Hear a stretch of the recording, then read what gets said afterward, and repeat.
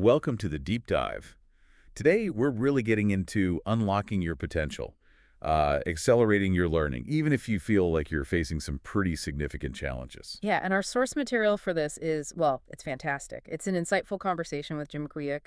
He's globally known, right? An expert in brain performance, accelerated learning. Exactly. So our mission here is to take that conversation, pull out the absolute key nuggets of knowledge, the real insights for you. Think of it like a shortcut, maybe. Your direct path to understanding how to bust through learning blocks and, really enhance your cognitive skills. And you're going to hear this really powerful personal story behind his work. It starts from a place of, frankly, profound struggle. But the key is we'll extract practical, actionable things you can use, like right away. Okay, so let's start at the beginning. Jim Kwiuk's story, which is really the foundation for everything he teaches. It starts very young. Right. Age 5. A traumatic brain injury. He had a fall in kindergarten. And the effects were, well, immediate. His parents noticed. They said he was just never the same after that. Yeah, and this led straight into major learning difficulties. Reading was a huge struggle for him, took years longer than other kids. Plus issues with processing information, focusing, memory. He talks about teachers having to repeat things over and over just for him to grasp them. And then came this really defining moment, painful moment, actually. He was 9. What happened? He overheard a teacher talking about him, calling him the boy with the broken brain. Wow. And what's crucial here, insight-wise, is how that external label wasn't just something said about him. It became his internal voice, his identity. So every time he struggled, he'd hear that phrase, broken brain, in his own head. Exactly. And that shaped his whole school experience, Yeah. Reading aloud in class, sheer terror. He said the words just looked like chaos, like hieroglyphics. Triggered panic. Yeah, and he traces his fear of public speaking right back to that feeling of vulnerability, being exposed. So he learned to cope by being in dabble. Right. Never raising his hand became his, quote, superpower. But that came at a cost socially, didn't it? Oh, absolutely. He felt completely alone in his struggles. He'd physically shrink himself, sit way in the back. Which unfortunately made him a target for bullies, too. Yeah. And he mentions this stark contrast. There was the official More Able Student Program, MASP, and then he and a friend jokingly called their own group the Less Able Student Program, LASP. It really highlights that early labeling in schools, doesn't it? Right. Gifted versus not gifted, and how that identity can stick, regardless of actual potential. Absolutely. And layered on top of all that was this heavy sense of shame, anxiety about the struggles, the expectations. But okay, there's a shift here. A different kind of path started to emerge, even amidst the struggle. Yes. Despite all the issues with traditional reading, he found a way in through comic books. Right. He learned to read using the pictures, the hero's journey stories in the comics. They made the words come alive for him. And he frames this not just as, escaping reality, but as a genuinely constructive path. He was actively using his imagination to learn. That's such a powerful insight early on, that the challenges themselves, the learning issues, the speaking fears, could actually become strengths. Exactly, like the trials a hero goes through. They forge you, in a way. But even with that comic book breakthrough, it wasn't a smooth ride from there. He hit some real low points. Yeah, the first big one was failing English in high school. The pressure was huge. Especially from his parents, right? Immigrants who'd worked incredibly hard. He felt like he was letting everyone down. Totally. His teacher gave him an extra credit chance, a big book report on geniuses like Einstein, Da Vinci. And he poured himself into it. Months of work, really proud, even got it professionally bound. And then the moment came.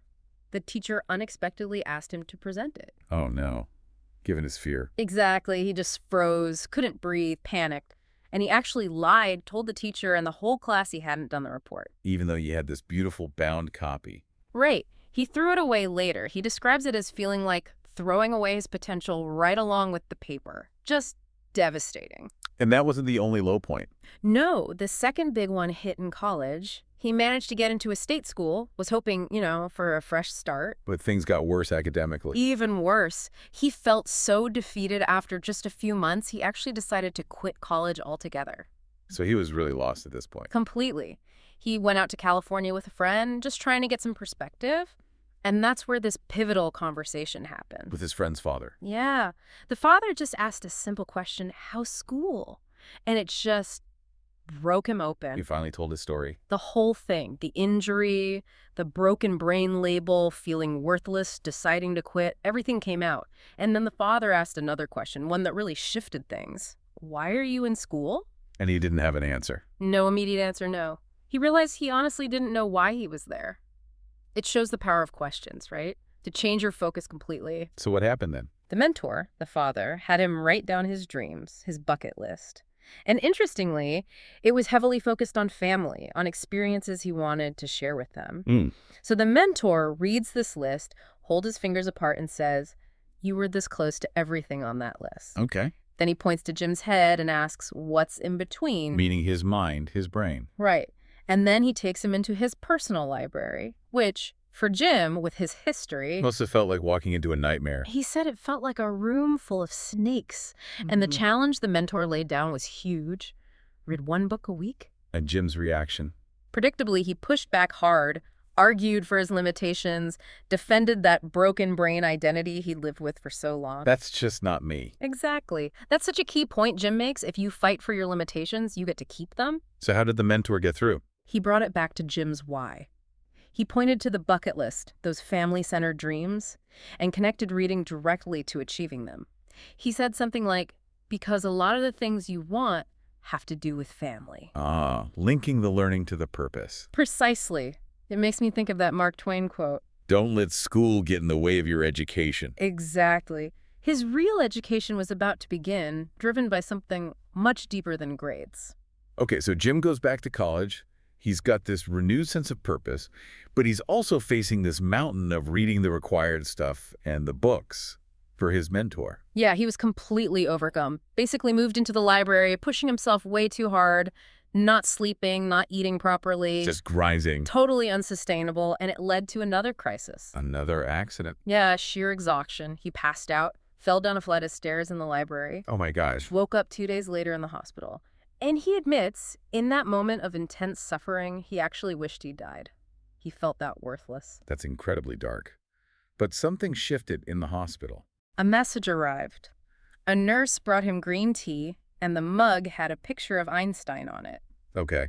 And the quote, "The same level of thinking that created your problem won't solve it." Einstein. Wow. And that quote sparked a completely new question in his mind, the question that basically defined his future work. Which was? How do I think differently? Is it possible? Can I learn how to learn? Meta-learning. Exactly. He looked through the course catalog again. Lots of classes on what to learn, history, math, science, but nothing on how to learn effectively. Nothing on focus, memory, speed reading, critical thinking.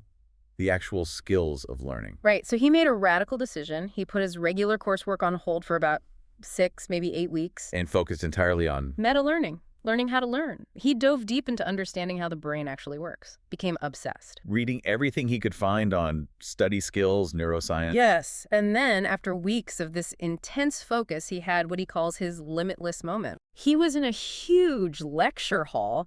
Professor puts text up on an old overhead projector, right? And Jim reads it instantly, like incredibly fast, and understands it completely.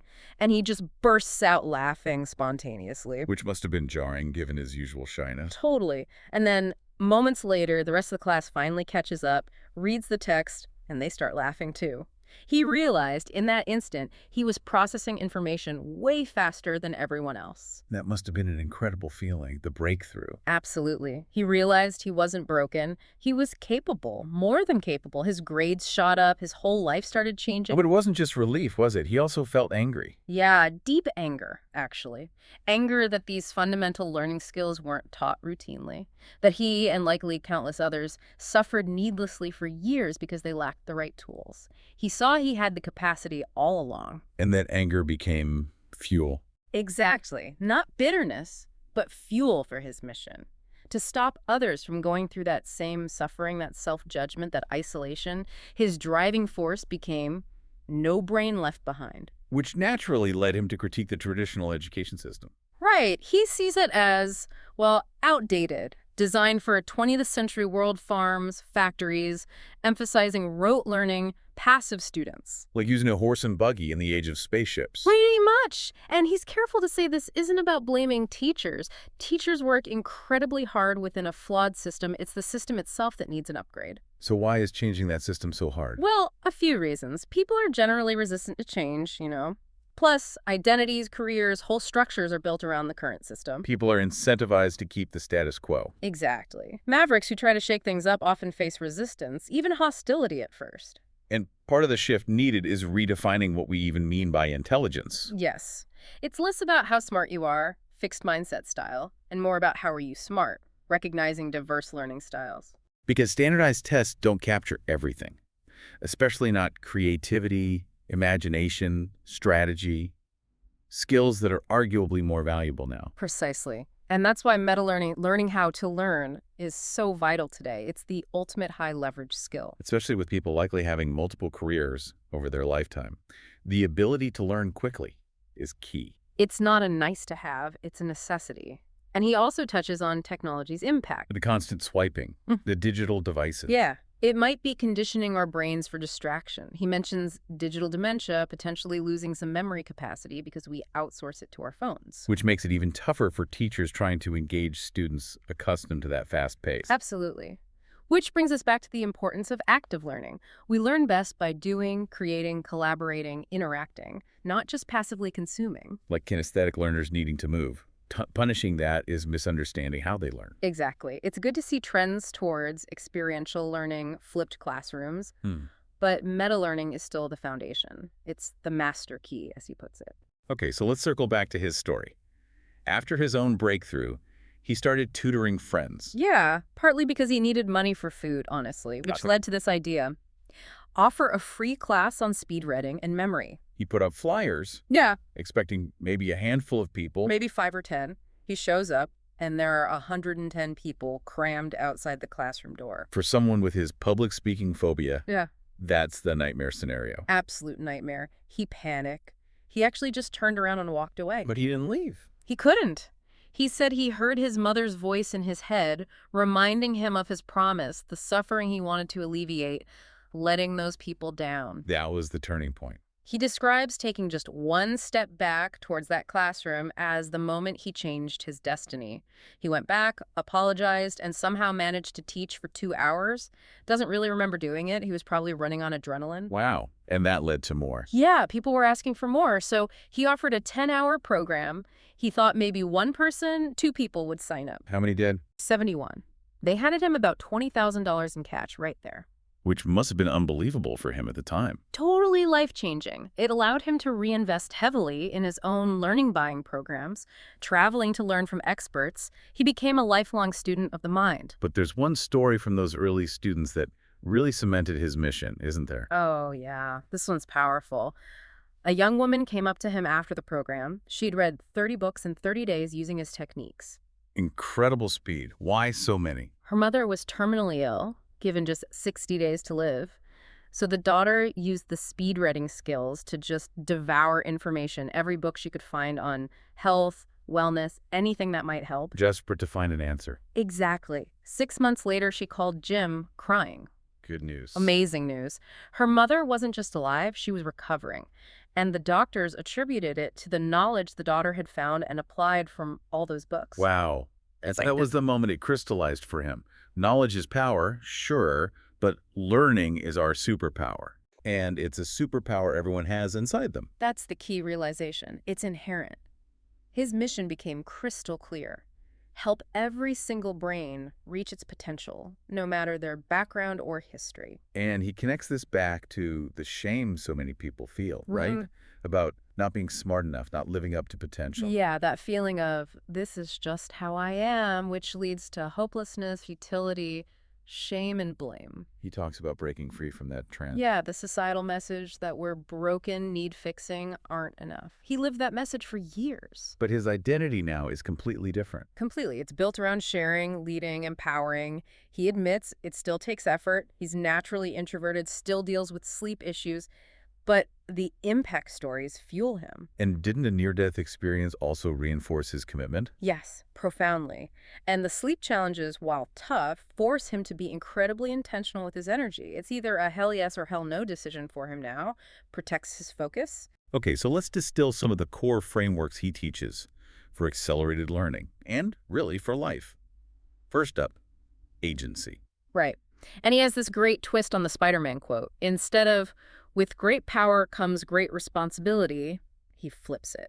With great responsibility comes great power. Exactly. When you take responsibility for something, you're learning, your situation, anything, you gain the power to actually change it to make it better. Which ties into how we handle mistakes. Yeah, they're not failures, they're feedback. He uses the acronym OLD. OLD. What does that stand for? Own it, take accountability, apologize if you need to, learn from it, see it as data for future success, and don't repeat it, spot the pattern, break the cycle. That's practical. He also mentioned Jim Carrey, the actor. Yeah, Carrey's mission to free people from worrying about others' opinions. Krika says you can go broke buying into the opinions and expectations of other people. That resonates. He saw that in senior centers, right? Regrets tied to living for others. Exactly. People shrinking their lives, making choices based on fear of judgment, essentially giving away their power, their sovereignty. Okay, and then the big one, maybe his most famous framework, the FAST method. Yes. FAST for learning faster. Super practical. So F is for forget. What does that mean? 3 things, really. First, forget what you think you already know. Approach it with a beginner's mind. Be open. Like the Zen concept. Exactly. Second, forget situational distractions, things pulling at your attention. Write them down to deal with later. Clear your mental space now. And third, forget your limiting beliefs. Those I'm not good at this thoughts. Challenge them. Seeing what's possible, like someone easily memorizing names, can help break those down. okay, F for forget. Then A is for active. Crucial. Learning isn't passive. You don't just sit back and absorb. You have to do something. Take notes, ask questions. Experiment, create, collaborate, interact with the material. Connects right back to responsibility you have to actively participate in your own learning. Makes sense. Next, S is for state. This one's huge. Your state, your mood, your physical feeling, your overall mental and emotional condition is critical for learning. Information plus emotion equals memory. Right. If the emotion is 0, like boredom, retention is likely 0 too. So you need to manage your state. Check in. Scale of 0 to 10, how am I feeling? Can I improve it? How do you improve it? He talks about getting back to a state of play, like kids learn, they're not worried about looking stupid. Cultivate curiosity, actively ask questions. And gratitude. Gratitude, how does that help learning? Puts you in a positive, receptive state. He asks, what if tomorrow you only had what you were grateful for today? Really makes you think. Curiosity and gratitude are things you do, not just things you have. Okay, F for forget, A for active, S for state. Finally, T is for teach. Learn with the intention of teaching it to someone else. This changes everything. It forces you to engage differently. You pay closer attention, you organize the information better in your head, you look for the key points because you know you'll have to explain it. You learn it twice, essentially. Once for yourself, once to teach. Exactly. Your intent shifts. It's not just about passing a test. It's about understanding it well enough to share it. Like his friend in law school who mastered subjects by prepping to teach them. That FAST method feels really applicable. He also has this equation for a fulfilling life. Learn, earn, return. Simple but powerful. Explain that cycle. You learn so you can earn. And earn isn't just money, it's health, relationships, wisdom, all of life's treasures.